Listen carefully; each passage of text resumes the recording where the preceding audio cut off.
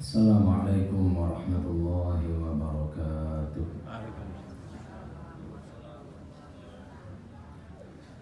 Bismillahirrahmanirrahim. Alhamdulillahi rabbil alamin. Wa afdhalus salati wa atammu taslim ala sayyidil mursalin habibina wa syafi'ina Muhammadin an-nabiyyil amin wa ala alihi wa sahbihi wa man tabi'ahum bi ihsanin ila yaumiddin. فنوينا التعلم والتعليم والنفع والانتفاع والإفادة والاستفادة والحث على التمسك بكتاب الله تعالى وبسنة نبيه صلى الله عليه وسلم والدعاء إلى الهدى والدلالة على الخير ابتغاء مرضات الله وصوابه وقربه. اللهم علمنا ما ينفعنا وانفعنا بما علمتنا وزدنا علما. Bapak-bapak, ibu-ibu, para pecinta Rasulullah Sallallahu Alaihi Wasallam, kita lanjutkan kembali kajian kita tentang adab ikhtilaf. Sebenarnya yang tentang adab ikhtilaf ini sudah khatamnya, ya, karena kita sudah bahas kemarin bagaimana perbedaan itu sudah ada sejak masa sahabat. Dan kalau perbedaan itu dibangun atas dasar ilmu, kalau perbedaan itu di atas ilmu, bukan di atas nafsu, bukan di atas syahwat, bukan di atas akal-akalan, maka tugas kita amalkan mana yang bagi kita menenangkan. Amalkan mana yang tenang hati kita menjalankannya.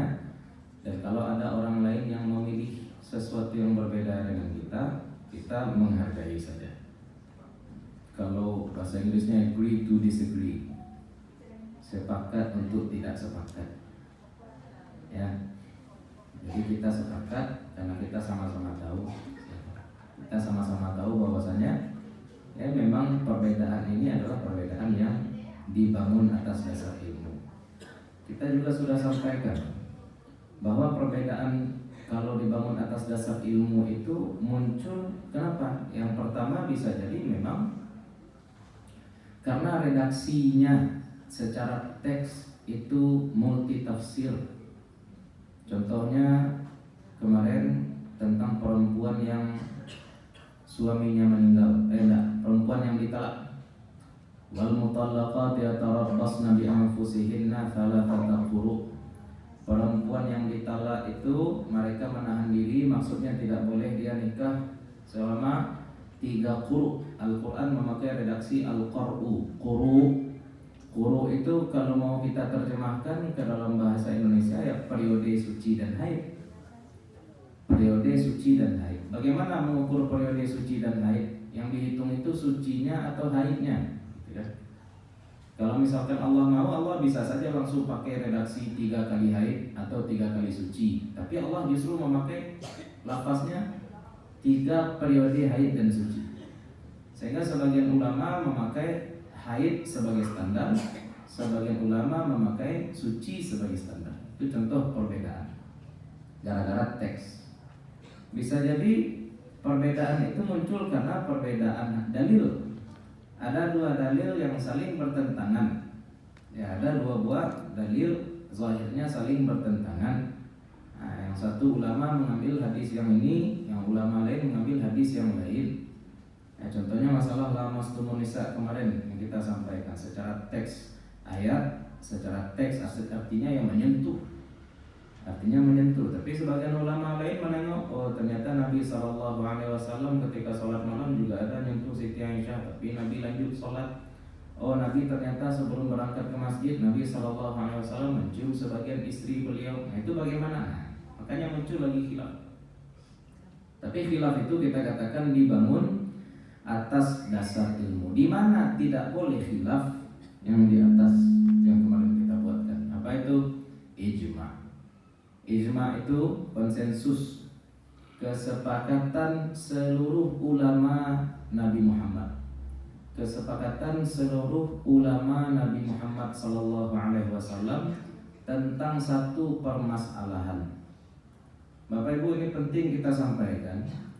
Kalau kita bahas personal ya, kalau kita membahas personal, setiap manusia itu bisa salah. Setiap manusia bisa salah. Bahkan seorang ulama pun bisa salah. Jangankan ulama, sahabat Nabi pun bisa salah. Itulah generasi paling terbaik kan? Masih bisa salah. Yang tidak bisa salah cuma Nabi. Itu kalau kita bahas kesalahan personal. Tapi umat tidak mungkin bersatu untuk sesuatu yang sesat. La tajtami'u ummati 'ala dhalalah. Tidak akan mungkin umatku bersepakat untuk kesesatan. Itu kata Nabi. Kalau cie-cie bisa jadi terpeleset. Tapi kalau sepakat seluruh umat untuk sebuah kesalahan itu mustahil.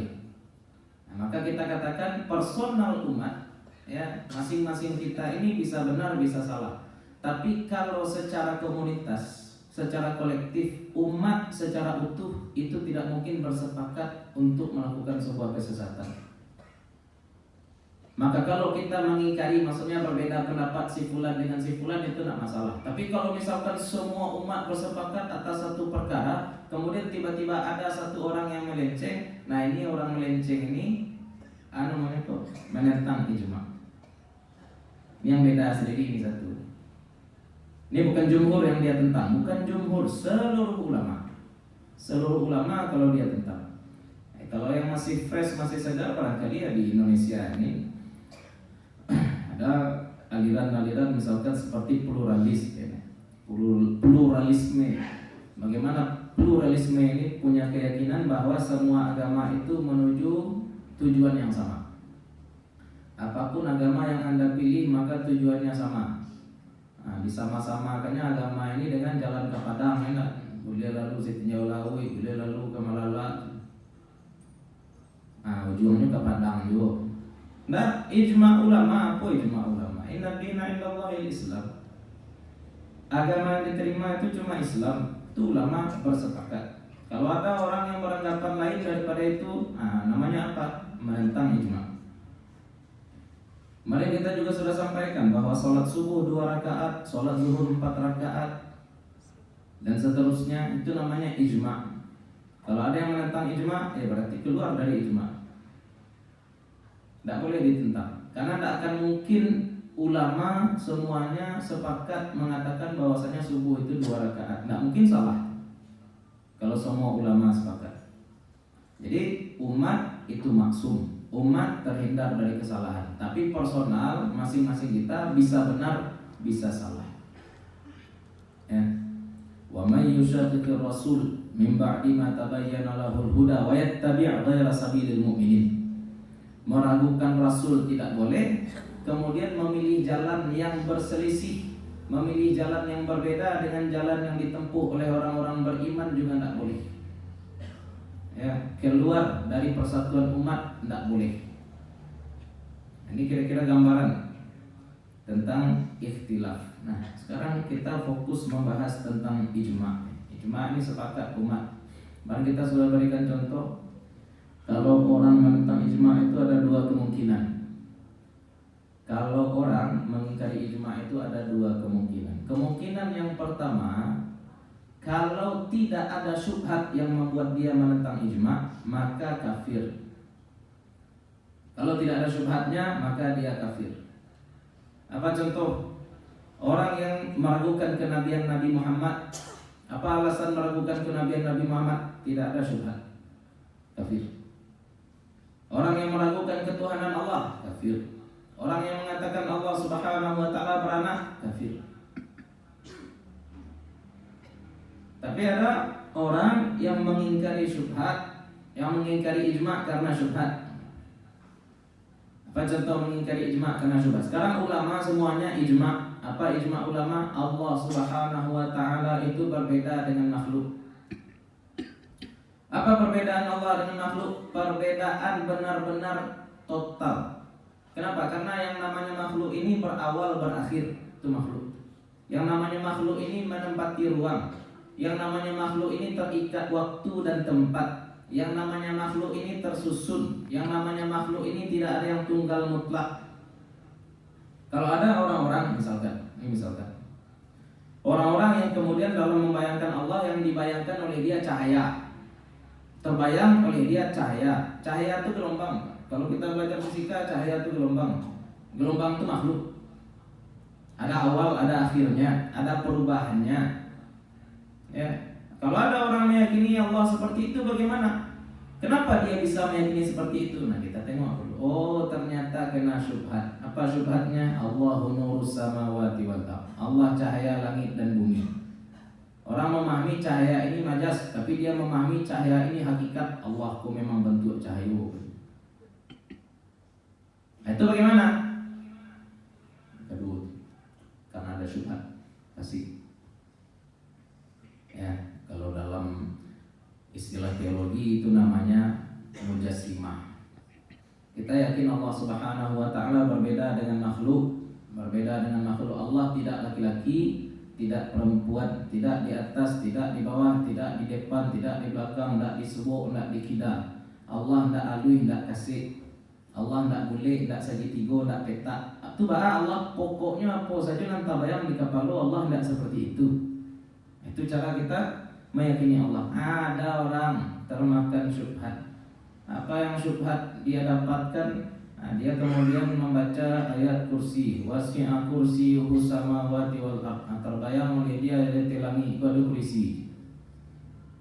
Ya, kemudian naik di atas kursi itu Allah duduk. Terbayang dia seperti itu lah. Itu tidak bisa lo kecil kaki.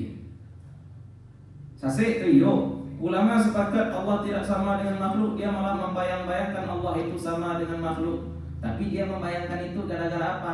Gara-gara ada syubhat tadi. Ayat tadi itu. Ayatnya lain, tapi yang dipahaminya boleh-boleh.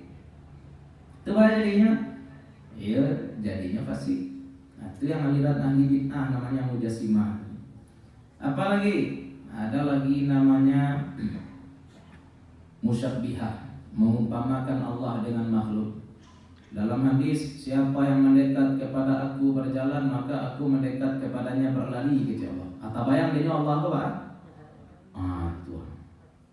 Hadisnya lain, Ustaz. Iya, hadisnya lain, tahu loh, Pak. Tapi memahaminya apakah Allah memang berlari? Jadi pahaminya seorang bulik-bulik saja Allah kok yo berlari. Itu orang tamakan syubhat. Tidak bisa dikafirkan. Nah, apalagi contoh syubhat? Contoh syubhat yang lainnya. Ulama umat sepakat bahwa khalifah setelah Nabi Muhammad adalah Abu Bakar As-Siddiq. Abu Bakar As-Siddiq. Tapi kemudian ada yang meyakini bahwasanya seharusnya yang menjadi khalifah Nabi, penerus Nabi adalah Ali bin Abi Thalib. Apa namanya itu? Menentang ijma. Kafir? Enggak. Kenapa enggak kafir? Karena ada syubhat. Apa syubhatnya? Hadis Nabi, posisi Ali dibanding aku sama seperti posisi Harun dibanding Nabi Musa. Itu Nabi ngisi. Jadi Nabi mengumpamakan Ali bin Abi Thalib seumpama Nabi Harun dibandingkan Nabi Musa. Berarti posisinya ya orang-orang Syiah, nanti bahas Syiah aku lebih jauh ya. Berarti orang-orang Syiah menganggap kalau Nabi Musa wafat, yang melanjutkan siapa? Nabi Harun. Nah, sekarang Nabi memposisikan Ali bin Abi Thalib sebagaimana Nabi Harun dan beliau sebagaimana Nabi Musa. Berarti ketika Nabi Muhammad wafat, siapa yang melanjutkan? Tapi ulama sepakat bahwasanya Abu Bakar yang menjadi pemimpin, yang menjadi khalifah. Tidak ada kaitan dengan hadis ini. Kenapa? Karena kepemimpinan itu kan syura juga. Ya, musyawarah. Walaupun Abu Bakar ini tidak perlu dimusyawarahkan. Ketika Nabi SAW sakit, beliau yang menggantikan Nabi SAW menjadi imam. Ya, dan banyak kemuliaan Abu Bakar yang lain.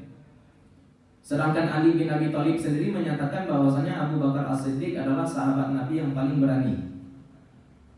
Ya, itu kalau dalam Tarikh Khulafa disampaikan oleh Imam Suyuti semua kelebihan-kelebihan Abu Bakar. Beliau yang paling berani, beliau yang paling dermawan. Ya, di masa-masa genting beliau yang berada di sisi Nabi SAW melindungi Nabi. Ketika Nabi SAW butuh sesuatu, beliau siap menginfakkan seluruh harta, bukan sepertiga, bukan 2,5%. Ya, seluruh harta. Jadi hati-hati kok orang-orang zaman kini lah suara mana yang ngecek kuapa kula sama juga Abu Bakar jauh. Ya kalau kamu mau jiuran ko sama Abu Bakar tidak tanya Pak pada isi rekening Pak lain teluk kedua sadonya. Kalau nak teluk berarti alun. Nabi aja bilang kalau ditimbang iman seluruh